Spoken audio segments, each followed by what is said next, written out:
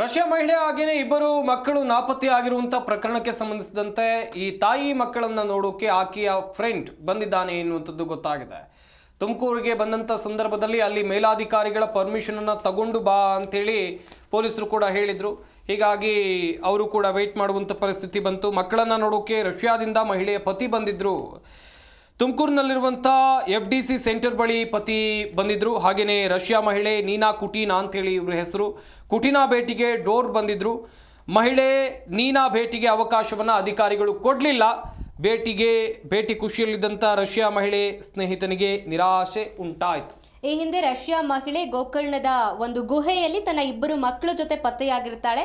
ಈಕೆಗೆ ಆಧ್ಯಾತ್ಮದ ಕಡೆ ಜಾಸ್ತಿ ಒಲವಿರೋದ್ರಿಂದ ಆಕೆ ಅಲ್ಲಿಯೇ ಒಂದಿಷ್ಟು ದಿನ ಇರ್ತಾಳೆ. ಅಲ್ಲಿ ಇರಬೇಕಾಗತ್ತೆ. ಅವಳ ಪಾಸ್ಪೋರ್ಟ್ ಟೈಮಿಂಗ್ಸ್ ಕೂಡ ಮುಗ್ದಿರೋದ್ರಿಂದ ಆಕೆಗೆ ವಾಪಸ್ ಹೋಗೋಕೆ ಆಗೋದಿರೋದಿಲ್ಲ. ಹಾಗಾಗಿ ಆಕೆಯನ್ನು FTC ಸೆಂಟರ್ ಬಳಿ ಆಕೆಯನ್ನು FTC ಸೆಂಟರ್ಗೆ ಕೂಡ ಸ್ಥಳಾಂತರಿಸಲಾಗಿರುತ್ತೆ.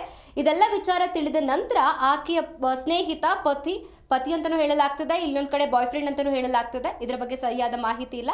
ಇವನು ಆಕೆಯನ್ನು ಭೇಟಿ ಆಗೋದಕ್ಕೆ ಅಂತ ಬಂದಿರ್ತಾನೆ. ತನ್ನ ಇಬ್ಬರು ಮಕ್ಕಳನ್ನು ಕೂಡ ನೋಡೋದಕ್ಕೆ ಬಂದಿದ್ದಾನೆ. ಆದರೆ ಆಕೆಯ ಭೇಟಿಗೆ ಅವಕಾಶವನ್ನು ಅಧಿಕಾರಿಗಳು ಕೊಟ್ಟಿಲ್ಲ. ಮೇಲಾಧಿಕಾರಿಗಳ ಅನುಮತಿಯನ್ನು ಪಡೆದ ನಂತರವೇ ನೀವು ಬರಬೇಕಂತ ಆತನಿಗೆ ಇದೀಗ ಸೂಚನೆಯನ್ನು ಕೊಟ್ಟಿದ್ದಾರೆ.